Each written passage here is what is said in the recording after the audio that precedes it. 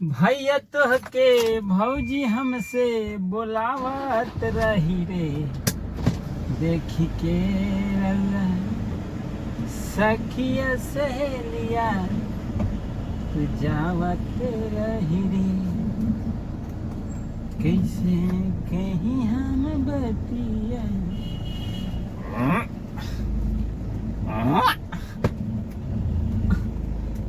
आजा रे आजा, मुझे बुला जा तुझे।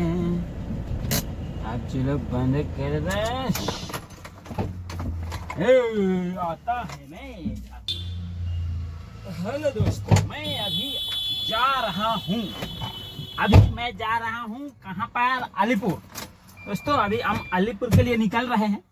देखते हैं आगे की ओर और कहाँ जाना पड़ता है, आगे देखते हैं। दोस्तों बने रहिएगा इस ब्लॉग वीडियो में। आज का हल्का वीडियो रहेगा, इसलिए कि थोड़ा सा लिकझिक दिक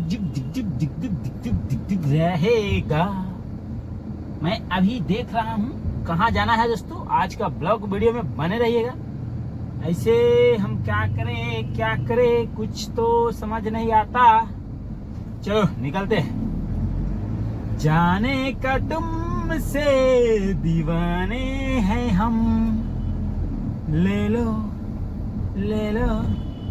इसलिए दोस्तों यहाँ पर खड़ा कर रहे हैं। अभी इस ब्लॉग वीडियो को अभी यहीं पर रोकेंगे, आगे के लिए आगे और देखते हैं।